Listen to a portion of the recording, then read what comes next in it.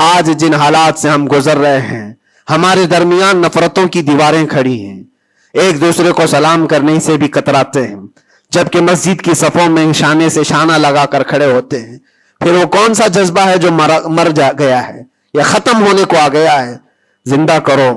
ہم اس نبی پاک صلی اللہ تعالی علیہ وسلم کی امت میں ہیں، اس نبی پاک صلی اللہ تعالی علیہ وسلم کی امت ہے جہاں ہماری جان جا رہی ہو لیکن میرے پڑوس میں کوئی پیاسا ہو تو ہم پانی نہ پی کر اسے پانی پلا دیتے ہیں۔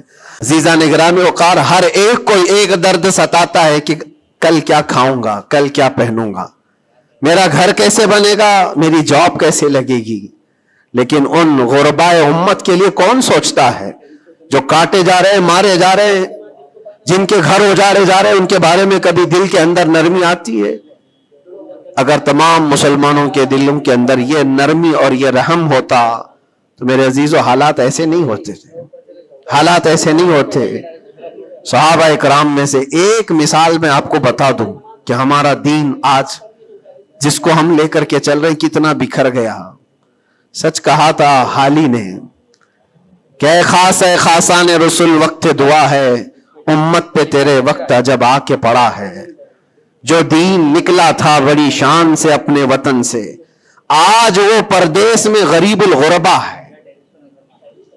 آج دین اسلام کو ہم نے اجنبی بنا کر رکھا ہے، ہمارے گھروں میں ہی نہیں ہے، ہماری ذات پر نہیں ہے، ہم تو پھر دوسرے کو کیا تانا دیں گے؟ آپ اسلام زندہ باد کا نعرہ لگاتے ہیں اور اب اسلام کی حقانیت کو بلند و بالا انداز میں بیان کرتے ہیں، سڑکوں پر آ جاتے ہیں۔ تمہیں سڑکوں پر آ کر احتجاج کرنے کی کیا ضرورت ہے؟ تم اگر اسلام کو اتنا ہی پسند کرتے ہو تو اپنی بیویوں پر کیوں نہیں اسلام پسند کرتے؟ اپنی بچیوں پر، اپنے گھر والوں پر اسلام کو کیوں نہیں پسند کرتے؟ انہیں بے پردہ باہر جب گھمایا جاتا ہے تب اسلام زندہ باد کا نعرہ کیوں نہیں؟ یہ شادی ہال میں کبھی جا کر دیکھیں، یہ پارٹیوں میں جا کر دیکھیں، اندازہ بھی نہیں ہوتا کہ یہاں مسلمانوں کا جم غفیر ہے۔ میرے عزیزو، ایک حدیث عرض کرتا ہوں، حضرت ابو دردہ رضی اللہ تعالیٰ عنہ سے منسوب ہے۔ حضرت عمر فاروق رضی اللہ تعالیٰ عنہ کا زمانہ خلافت ہے اور عادل کے وہ بادشاہ ہیں۔ بیٹھے ہوئے تھے، ایک شخص کو پکڑ کر لایا گیا عدالت میں، کہا گیا کہ اس نے قرض لیا ہے اور یہ دیتا نہیں ہے۔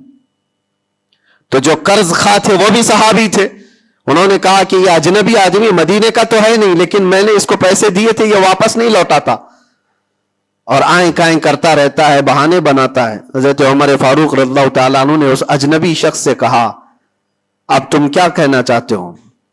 تمہیں قید میں ڈال دیا جائے گا، تم اس کے پیسے ادا کرنا چاہتے ہو یا نہیں؟ اس نے کہا مجھے 2 دن کی مہلت چاہیے، میں جاؤں گا اور لا کر کے واپس اس کی رقم ادا کر دوں گا جو مجھ سے تقاضا کر رہے۔ حضرت عمر نے کہا کہ تو جائے گا یہاں سے چھوڑ کر اور واپس آئے گا نہیں آئے گا، اس کا کیا بھروسہ؟ کوئی ہے تیری جو ضمانت لے گا؟ یہاں پر کورٹ بھی جب ہمیں بیل لیتی ہے تو ایک ضامن کھڑا کرتی ہے کہ اس کی ضمانت کون لیتا ہے، تو یہ تو پرانا دستور ہے۔ آپ نے پوچھا کوئی ہے تیری ضمانت لے گا؟ اگر تو نہیں آئے گا تو ہم اس کو پکڑیں گے۔ اس نے مجمع میں دیکھا کوئی اس کی پہچان والا تو ہے نہیں، تھا تو یہ مسلمان لیکن اس کے گہرے تعلقات کسی سے ہے نہیں۔ نظر ڈالا، اس نے کہا میں کسی کو پہچانتا نہیں اس میں سے، اور کون میری ضمانت لے گا؟ صحابہ اکرام بیٹھے ہوئے تھے، سب تو جانتے ہیں کہ ایک اجنبی ہے اور بھاگ گیا تو آئے گا نہیں، لیکن اس کے باوجود ایک صحابی ہیں حضرت ابو دردہ، کھڑے ہوتے ہیں، کہتے ہیں امیر المومنین میں اس کی ضمانت لیتا ہوں، میں اس کی ضمانت دیتا ہوں۔ کہا تم جانتے ہو اس کو؟ کہا جانتا تو نہیں، اتنا ہے کہ یہ مسلمان ہے، اتنا ہے کہ میرے آقا صلی اللہ تعالی علیہ وسلم کا غلام ہے۔ کہا کہ اگر یہ واپس 2 دن کے اندر نہیں آیا تو ابو دردہ نے کہا امیر المومنین آپ مجھے گرفتار کر سکتے ہیں، میں اس کی جگہ پر قید میں چلا جاؤں گا۔ تو آپ نے لکھوا دیا اور اس شخص کو چھوڑ دیا، جاؤ 2 دن کا تمہارے پاس ٹائم ہے، لوٹ آ جاؤ۔ وہ چلا گیا۔ لوگوں میں تو یہی مشہور تھا، ایک بار جو چھوٹ گیا وہ عدالت سے واپس کہاں آتا ہے؟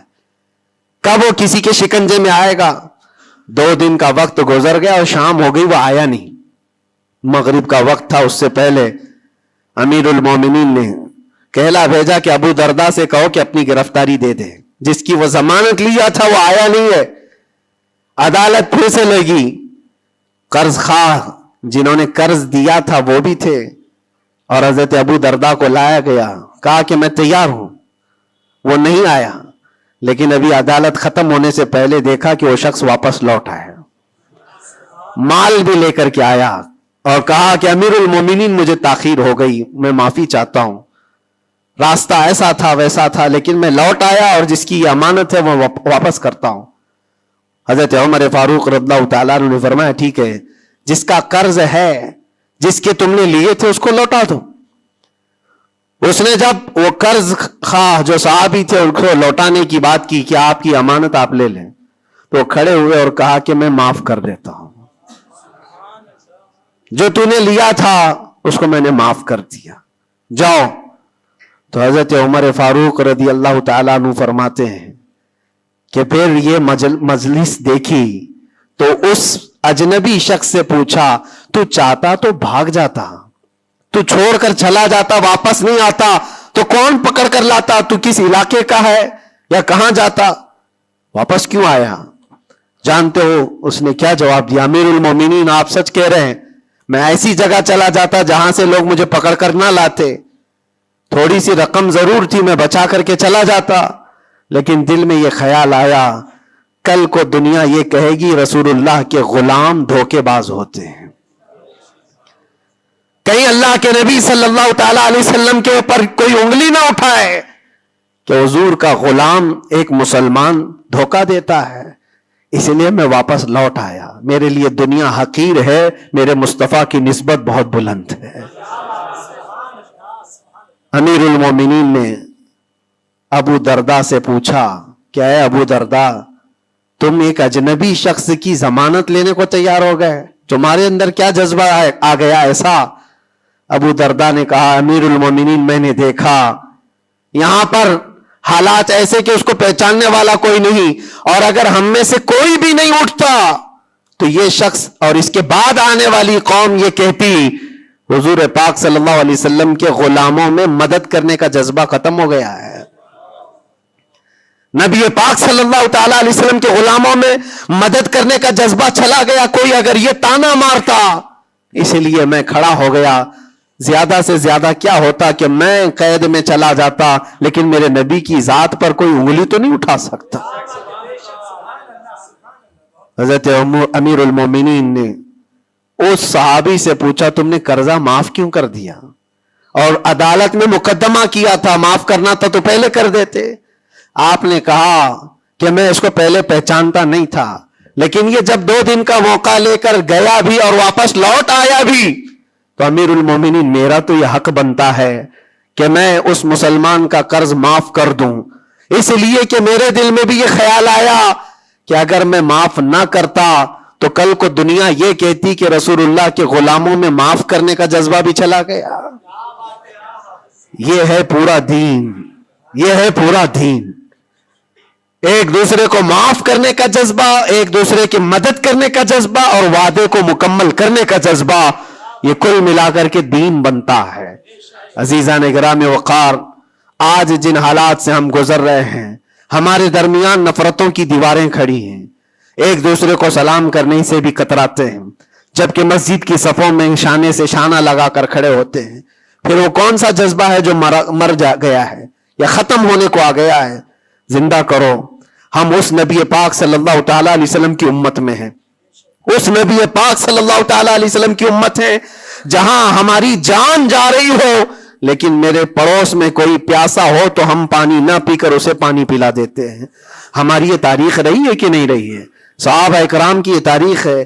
مدینہ طیبہ کو جا کر دیکھ لینا، نبی پاک صلی اللہ تعالی علیہ وسلم کے اس پاک زندگی میں ایسا بھی تھا کہ ایک صحابی کے گھر گوشت کا تحفہ آیا، بھنا ہوا گوشت تھا، کسی نے دیا، انہوں نے یہ سوچ کر کے بغل میں دے دیا مجھ سے زیادہ بھوکے میرے پڑوسی ہیں. پڑوسی نے یہ سوچا مجھ سے زیادہ میرا پڑوسی بھوکا ہے. وہ گوشت کی بھنی ہوئی سری بکری کی مدینے میں ایک رات میں سب گھروں میں گھومتی گھومتی اسی پہلے صحابی کے گھر آ گئی. ہر ایک کو یہ خیال تھا مجھ سے زیادہ حق اس کا ہے، ہر ایک کو یہ خیال تھا مجھ سے زیادہ اس کا حق ہے۔ عزیزان گرامی وقار، آج جو حالات ہیں وہ بہت بدلے ہوئے لگتے ہیں، بہت بدلے ہوئے لگتے ہیں کہ ہر ایک کو یہ لگتا ہے سب سے زیادہ حقدار میں ہوں، مجھ پر ہی رحم ہونا چاہیے، میری مدد ہونی چاہیے، دوسرے کی ہو یا نہ ہو۔ یہ تمام باتیں صرف اس لیے کہہ رہا ہوں کہ ائمۃ المسلمین اور عامتہم جو حدیث پاک میں آیا ہے، مسلمانوں کے امام، مسلمانوں کے لیڈر، ان کے بارے میں خیر خواہی کرنا یہ بھی دین ہے۔ اور آج تو جن حالات کو دیکھ رہے ہیں ہم، الیکشن کا ماحول ہے، ہر ایک کی نظر لوگوں کے صرف ووٹ پر لگی ہوئی ہے، اور پھر اس کے بعد پتہ نہیں 5 سال تک تو ڈھونڈتے رہو، پتہ بھی نہیں ملتا۔ لیکن ان حالات میں مسلمانوں کو یہ چاہیے کہ وہ اپنے حق رائے دہی کا پورا استعمال کریں۔ تمہارے کچھ حقوق ہوتے ہیں، تمہارے بھی کچھ مطالبے ہونے چاہیے۔ ہر قوم آج ووٹ دینے سے پہلے اپنے مطالبے رکھتی ہے کہ ہمارے محلہ بڑا خستہ حال ہے، اس کی گٹر بنا دو، اس کے فلاں کر دو، بجلی پانی صحیح کر دو۔ یہ ضروریات زندگی کے مطالبے تو رکھتی ہی ہے، مسلمانوں کے مطالبے کہاں چلے گئے؟ ہمارے حقوق کے بارے میں کبھی بات کیوں نہیں رکھی جاتی؟ اسی لیے میرے عزیزو، میرا مشن تو صرف اتنا ہے، ہمارا لیڈر وہی ہے جو ناموس رسالت کے لیے کھڑا رہتا ہے۔ ہم اس کو لیڈر بھی مانتے ہیں جو میرے آقا صلی اللہ تعالی علیہ وسلم کی عزت کے لیے کھڑا رہے، اس لیے کہ میرے عزیزو ہمارا پورا ایمان یہی ہے، ہمارا پورا ایمان یہی ہے۔ اور آپ کو پتا ہے محمد کی محبت دین حق کی شرط اول ہے، اسی میں ہو اگر خامی تو سب کچھ نامکمل ہے۔ اور اگر تم نبی پاک صلی اللہ تعالی علیہ وسلم کی محبت اور ان کی عظمت کے لیے کھڑے ہو گئے تو دنیا یوں ہی سنور جائے گی۔ آپ کو پتا ہے ڈاکٹر اقبال نے کیا ایک بہت پیارا حل دیا تھا ہمیں، بہت پیارا حل ہے۔ مسائل تو بہت ہیں، ہم بھی چاہتے ہیں ہمارے لیڈروں کے پاس رکھیں، ہماری ایجوکیشن کے مسائل ہیں، ہمارے گھر بار کے، ڈرینیج کے، روڈ کے، لائٹ کے، پانی کے، بہت سارے مسائل ہیں۔ اس کے علاوہ غربت کے مسائل، جاب لیس نوجوانوں کے مسائل، بہت ساری چیزیں، کیا کیا مسئلے رکھے۔ اور پھر قوم کے اندر جو خرابیاں آئی ہیں وہ تو ایک پہاڑ کے برابر ہیں، ہر دوسرا تیسرا نشے کا عادی ہے، ہر دوسرا تیسرا اخلاق سے گرا ہوا ہے۔ یہ تمام معاملات، عورتوں میں بے حیائی، نوجوانوں میں نشہ کی عادت، یہ تمام چیزیں دیکھ دیکھ کر ہم سوچتے ہیں کن کن مسئلوں پر بات کریں اور کس کس چیز کا علاج کرنے کے لیے نکلیں۔ تو ڈاکٹر اقبال نے ایک بات بتائی تھی، وہ دنیا گھوم کر کے آئے ہوئے انسان تھے، وہ پیرس گئے، اٹلی گئے، جرمن گئے، اور وہاں کے قوموں کی ترقیاں بھی دیکھی، اور اس کے بعد واپس آ کر کے کہا میں نے اپنی قوم اور حضور کی امت کی ترقی کو بہت گہرائی سے دیکھا، 8-10 سال کا ریسرچ کیا، میں نے معلوم کیا کون سی فیلڈ میں اپنے نوجوانوں کو اتارا جائے تو یہ کامیاب ہوں گے، کون سا ایسا میدان ہے جس میں مسلمانوں کو جمع کر دیا جائے تو یہ ترقی میں آ جائیں گے۔ سائنس ہے، فزکس ہے، جغرافی ہے، اسٹرونومی ہے، بہت ساری چیزیں ہیں، کس چیز میں اتارا جائے؟ تو ڈاکٹر اقبال کہتے ہیں میں نے بہت غور و فکر کیا، آخرکار اس نتیجے پر پہنچا کہ اس امت کی کامیابی کا صرف ایک ہی نقطہ ہے، ایک ہی راز ہے کہ محمد سے وفا تو نے، تو ہم تیرے ہیں، یہ جہاں چیز ہے کیا، لوح و قلم تیرے ہیں، لوح و قلم تیرے ہیں۔ ہر مسئلے کا حل اس بات پر ہے، اسی لیے میں فوکس کرتا ہوں میرے عزیزو، نبی پاک صلی اللہ تعالی علیہ وسلم کی عزت کی حفاظت کے لیے جو کھڑا ہوتا ہے، اللہ تعالیٰ اس کے سارے مسائل کو یوں حل کر دیتا ہے۔ اسی لیے آیت کریمہ بھی میں نے یہ پڑھی، ان ینصرکم اللہ فلا غالب لکم، اللہ فرماتا ہے اگر اللہ تمہاری مدد کر دے تو دنیا میں سے کوئی ایسا نہیں جو تم پر غلبہ حاصل کر سکے، کوئی غالب نہیں آ سکتا اگر اللہ مدد کر دیا۔ وَإِن يَخْذُلْكُمْ فَمَنْ ذَا الَّذِي يَنْصُرُكُمْ مِنْ بَعْدِهِ، اللہ فرماتا اور اگر اللہ گرا دے تو دنیا کی کوئی طاقت تمہاری مدد نہیں کر سکتی، کوئی طاقت مدد نہیں کر سکتی۔ ایک بات، بہت ساری چیزیں ہم نے سیکھی ہیں، جیل کے اندر کے حالات انشاءاللہ کبھی طویل داستان پوری میں بیان کروں گا، لیکن ایک بندے کو دیکھا تھا، اس کے گھر والے بھی چھوڑ چکے، سب اس کو چھوٹا سا ایک کیس ہے لیکن جیل کے اندر اس کی ضمانت ہوتی نہیں. گھر والے کرانا چاہے تو ہو جائے 4 دن 5 دن میں, لیکن کوئی چاہتا نہیں. تھوڑا سا مانسک سنتولن بگڑتا چلا گیا, دماغی توازن کھونے لگا. ہوتا کیا تھا سنو, وہ ایک نارمل نوجوان تھا اور مہینہ گزر جاتا, کوئی ملاقات کے لیے بھی نہیں آتا گھر والا, تو جیل میں ہنگامہ کرنے لگ جاتا, مار توڑ, اور پھر نہ جانے کیسی کیسی حرکتیں. تو جیلر پریشان ہو کر کے اس کے گھر فون لگاتا, اس کے باپ کو کہتا کہ بھائی تم اپنے بیٹے سے ایک بار ملنے تو آ جاؤ, وہ ہنگامہ کر کے رکھا ہے, کبھی ملاقات بھی نہیں لیتے ہو. اس کا باپ آیا, آ کر کے ملاقات لیا, اور بیٹے نے پوچھا کہ کب چھوٹ رہا ہوں میں, کب نکلوں گا میں. کہا بیٹا اس منڈے کو جو ہے تمہاری ضمانت ہو جائے گی, یہ منڈے کو رکھا ہے, ہو جائے گی. کہا اچھا ٹھیک ہے. اتنا خوشی خوشی سب قیدیوں سے ملنے کے لیے آتا بیرک میں, یہ منڈے تو میرا ہو گیا, میں جا رہا ہوں. میرے باپ نے کہا ہے. منڈے آتا, ٹیوزڈے آتا, وینسڈے آتا, سب چلا جاتا, ختم. پھر 10-15 دن گزر جاتے, باپ بھی نہیں آتا, بھائی بھی نہیں آتا, اور پھر مہینہ گزرنے کو آتا, پھر اس کا دماغی توازن بگڑنے لگتا, پھر ہنگامہ کرتا, پھر جیلر فون کر کے بلاتا باپ سے کہ ملنے کیوں نہیں آتے ہو. باپ آتا, بیٹا کوئی بات نہیں, کچھ مسائل میں گھرے ہوئے ہیں, ہو سکتا ہے جان بوجھ کر کے اس کے گھر والے کر رہے ہوں, کچھ لوگوں کو زبردستی جیل میں رکھا جاتا ہے, گھر والے ہی رکھتے ہیں. باہر سے اچھا ہے یہاں کھاتے پیتے آرام سے رہو, دوسروں کی زندگی اجیرن کرنے سے بہتر ہے کہ یہاں رہو. دوسری بار آیا, کہا ابا کب چھوٹ رہا ہوں میں. کہا بس اس منڈے کو رکھا ہے, وکیل جو ہے ملا نہیں تھا, اس منڈے کو تمہاری ضمانت ہو جائے گی. پکی بات لے کر کے آتا پھر, اور یہاں پر بالکل عیش موج مستی میں کہ اس منڈے تو جا رہا ہوں میں. دوسرا منڈے آیا, اس کے بعد پھر چلا گیا.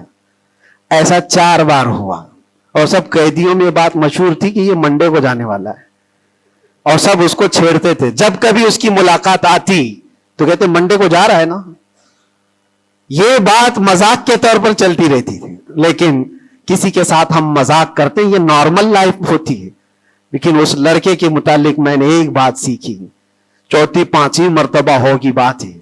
وہ ملاقات لے کر کے واپس آ رہا تھا, ابھی اس نے کچھ کہا ہی نہیں, ساری بیرک میں سب بولنے لگ گئے کہ منڈے کو ہے نا تیری ضمانت.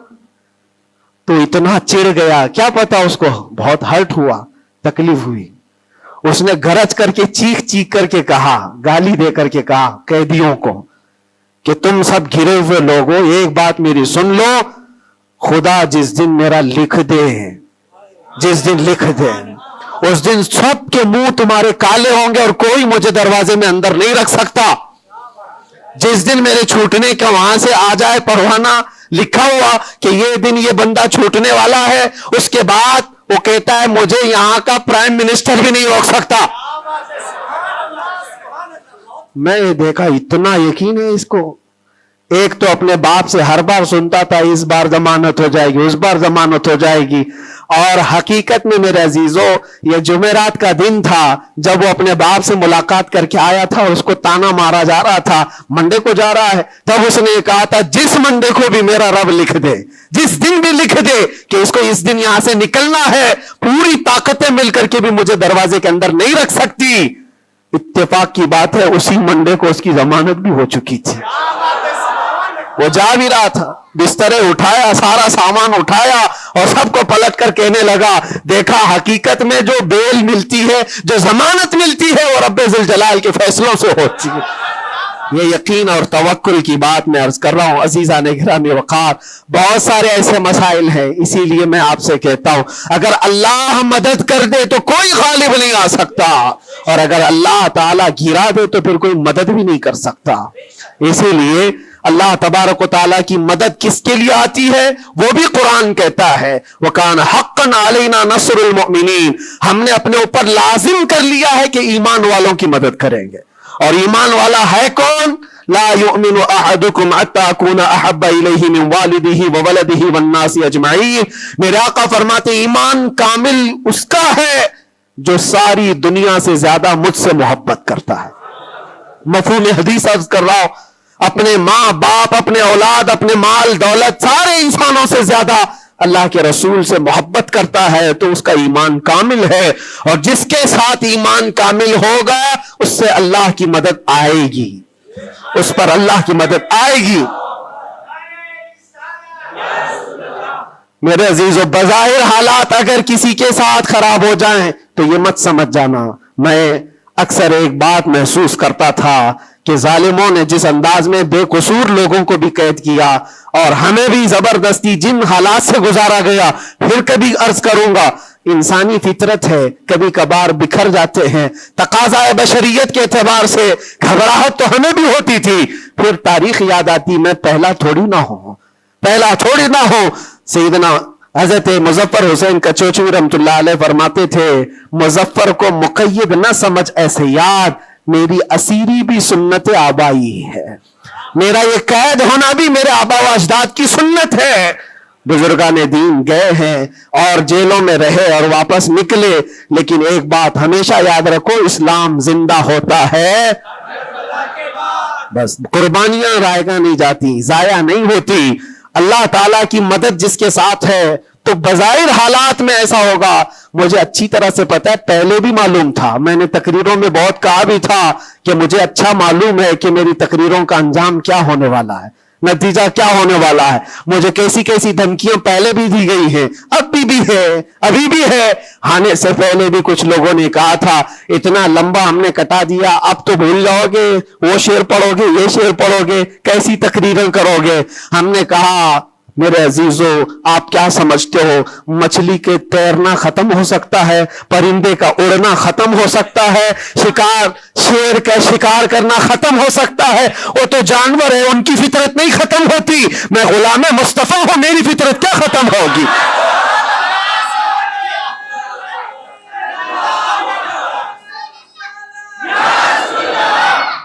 میں غلام مصطفیٰ ہوں, حق بات بولنا میری فطرت ہے, اور ہم اپنی فطرت سے بغاوت نہیں کرتے. اور یہ 8 مہینے نہیں 8 سال بھی رہے, اس کے بعد نکالیں, ہم وہی بات کہیں گے جو میرے مصطفیٰ کی عزت کی بات ہوگی. عزیزان گرامی وقار, حالات بظاہر کچھ دنوں کے لیے ہوتے ہیں. امام احمد بن حنبل پر تو 1500 کے قریب نہیں 300 کے قریب کوڑے لگائے گئے تھے. 300 کوڑے کس کو کہتے ہیں, انسان مر جاتا ہے. وہ امام احمد بن حنبل 5 لاکھ حدیثوں کے حافظ, لیکن جمے رہے, ڈٹے رہے, نہ کبھی ان کا عزم ختم ہوا, نہ حوصلہ ختم ہوا. ائمہ اعظام کو یہ تمام چیزیں گزرنی پڑی ہیں. امام اعظم ابو حنیفہ رحمت اللہ تعالی علیہ جیل میں تو انتقال ہو گیا, اس امام کی جس کو کروڑوں آج فالو کرتے ہیں. عزیزان گرامی وقار, ایک بات یہ سمجھ کر کے چلو, مصیبتیں آئیں گی لیکن اللہ کی مدد بھی آئے گی. ہاں, ہر اندھیرے کے بعد اجالا ہوتا ہے. ان مع العسر یسرا, اللہ قرآن میں فرماتا ہے ہر تکلیف کے بعد آسانی ہے, اور میں تو ذہن میں یہ پریپیئر کر کے رکھا تھا, ذہن میں دماغ میں یہ بات بٹھا کر رکھا تھا, آزاد ہونا نہ ہونا یہ اللہ کی مرضی پر ہے. لیکن اگر مر کر کے میری لاش بھی باہر آتی تب بھی مجھے اس بات کا اطمینان تھا, جو بات ہمیں کہنی تھی وہ ہم کہہ چکے. انشاءاللہ رب تبارک و تعالی ہماری ان باتوں کو بچوں تک یہ محفوظ بھی کرائے گا. اور مجھے تو باہر کی خبریں زیادہ نہیں ملتی تھی کہ یہاں لوگوں کے دلوں میں کیا جذبات ہیں, بچوں کے دلوں میں کیا جذبات ہیں. لیکن قیدی جب جاتے تھے چھٹی پر 4 دن 5 دن اور واپس آتے تو یہی کہتے, ڈسکس تو ہمارا کچھ نہیں ہوتا, آپ کے بارے میں ہمارا خاندان پوچھتا رہتا ہے. جیل میں آپ ہیں, فون کرو تو لوگ ہمارے متعلق پوچھتے رہتے. پھر دل میں یہ احساس ہوتا تھا, اور جیل میں بھی دیکھتا ایک ایسا بھی لڑکا تھا, چین سنیپر, چین کھینچتا اور چوری کرتا, واپس آتا, لیکن ایسا ڈھیٹ آدمی تھا, ایسا ڈھیٹ, میدان میں کھڑے ہو جائے, سارے قیدیوں کے سامنے کھڑے ہو جائے, اور پھر ہر دن ایک بات اتنی بول کر کے ہی جاتا, صرف اتنی بول کر کے جانا, اس کی عادت سی ہو گئی تھی. ہم دیکھتے رہے, باہر بھی یہی منظر ہے, اندر بھی یہی منظر ہے. تم کسی کی زبان کو بند کرنا چاہو, ختم کرنا چاہو تو ایسا نہیں ہوتا. اللہ تبارک و تعالیٰ جس چیز کو چاہے ہر جگہ پھیلا دیتا ہے. پھر یہ احساس ہوا میرے عزیزو, تبلیغ اسلام صرف ہم ذریعہ ہوتے ہیں پہنچانا, میرے رب کی شان ہے. میرے رب کی شان ہے.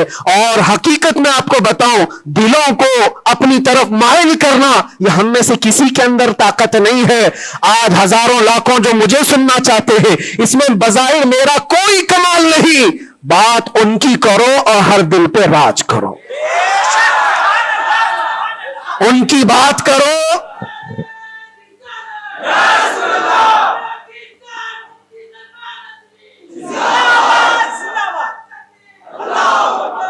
اسی لیے آج کے حالات میں آخری باتیں عرض کر رہا ہوں.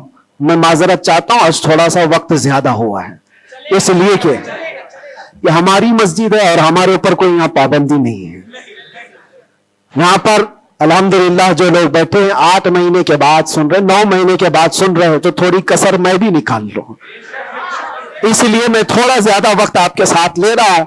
ان حالات کے ساتھ جو آپ کو فیصلہ لینا ہے میرے عزیزوں, سوچ سمجھ کر کے اپنا مطالبہ بھی تو رکھو, اپنا مطالبہ بھی رکھو کہ ہم ان لیڈروں کے ساتھ کھڑے ہیں جو 500 روپے بانٹ کر کے, گلے میں پٹے ڈلوا کر کے, ہمیں نعرے لگوا کر کے گھما لے. بس نہیں, ہمارا مقصد اور ہمارا مطالبہ اتنا ہو, ان حکام, ان لیڈروں کے پاس یہ بات رکھو, میرا گھر میرا محلہ نہ بنا پایا تو کوئی بات نہیں, لیکن اتنا وعدہ کرو کہ میرے مصطفیٰ کی عزت پر جب بات آئے تو تم ڈٹ کر کھڑے رہو گے.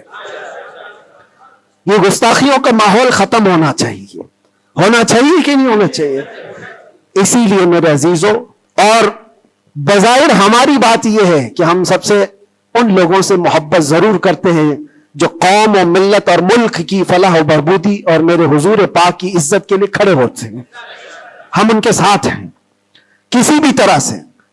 ہمارا تو مقصد, ہمارا مشن صرف اتنا ہے, کسی کی جے وجے کیوں پکارے, کیا غرض ہم کو, ہمیں کافی ہے سید اپنا نعرہ,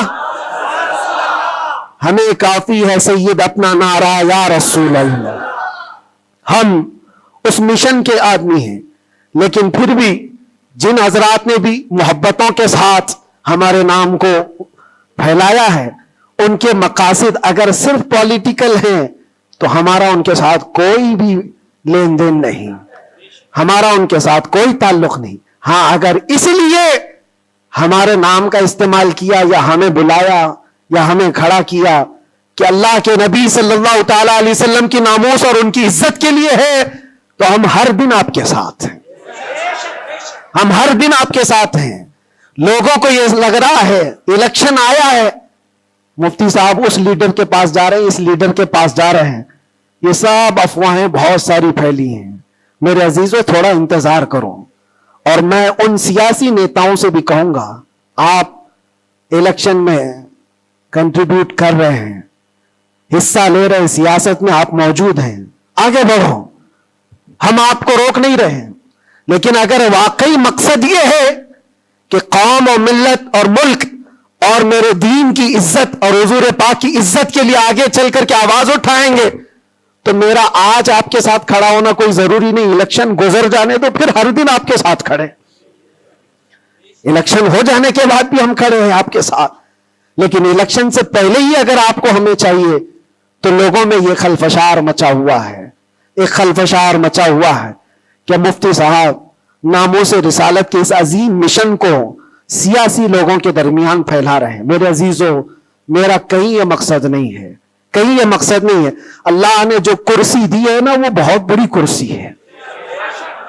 ہم نے جو اللہ تعالیٰ کا انعام ہمارے پاس ہے, وہ الیکشن سے حاصل کیا ہوا نہیں ہے, رب کے سلیکشن سے ملا ہوا ہے. ہمارے پاس اللہ تبارک و تعالیٰ کا دیا ہوا انعام کافی ہے. لیکن ان سیاسی حضرات کے ساتھ ہمارا تعلق اسی لیے ہے کہ آپ آواز بلندی کے ساتھ اٹھا سکتے ہو, اور سسٹم میں آپ بیٹھ کر کے اپنی قوم, ملک, سب کی فلاح و بہبودی کی بات کر سکتے ہو. اس لیے ہم کھڑے ہیں. اس لیے نہیں کہ آپ 500,000 روپے دے دیں گے, اس لیے نہیں کہ آپ ہمارا گھر, گاڑی, بنگلہ خرید کر کے کچھ دے دیں گے. عزیزان گرامی اوقات, میرے آنے کے بعد سے لے کر آج تک, ابھی تک مہینہ نہیں گزرا ہوگا, لیکن میں نے حالات اتنے دیکھے کہ ہر کوئی یہ چاہتا ہے راتوں رات مجھے دولہا بنا دے.